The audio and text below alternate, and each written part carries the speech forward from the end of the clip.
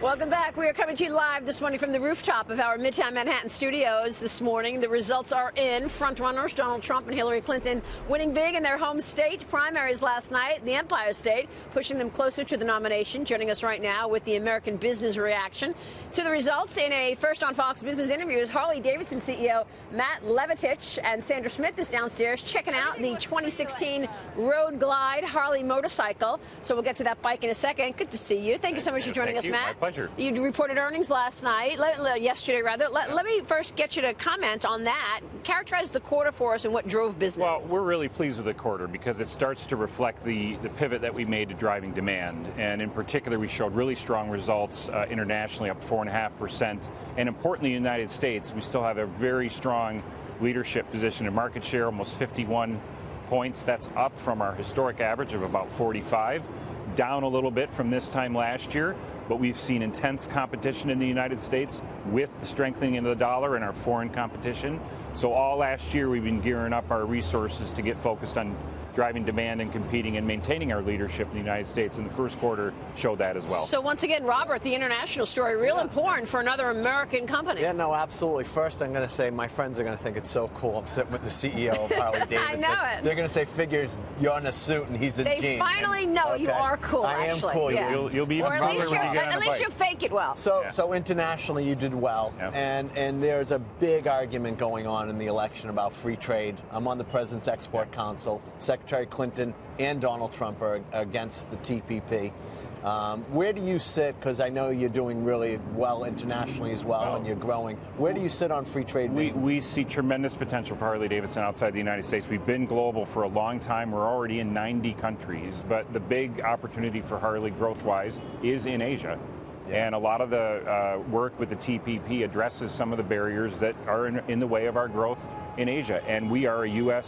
company manufacturing almost all of our products here in the United States, which, you know, is good for America when we can have a freer trade. And then there's a lot of debate going on about the strength versus the weakness of the dollar, and obviously you do better when we have a weaker dollar, would be my gut, but has that impacted the volatility of your earnings? Because the strong dollar must hurt. Well, the strong dollar, I mean, it hit us, first of all, pretty much every global currency weakened against the dollar last year radically, you know, kind of in the 25–30% range. And most of our competition is non-U.S., so immediately they have that advantage, which they've taken typically in pricing, and that's why the competition's gone up so much in the U.S.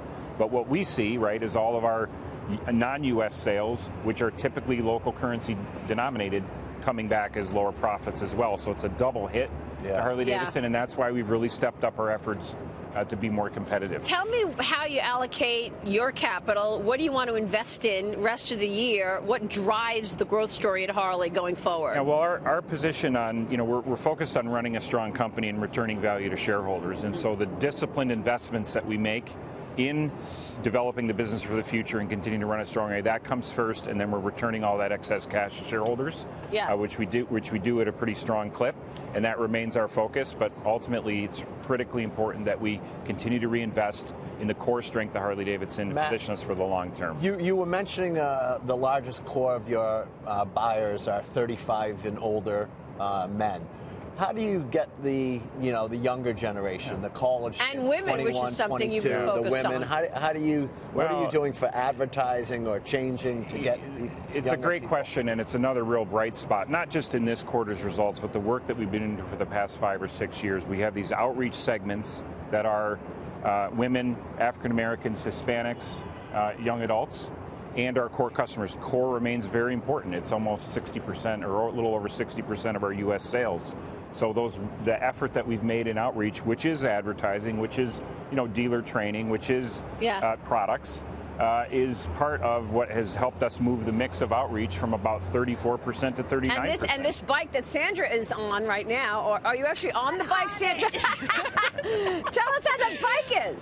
I got to tell you, Maria, my knowledge of motorcycles is about 0. But this is an attractive bike, and I'm kind of getting a little sick and burnt out on the election. This is a touring bike.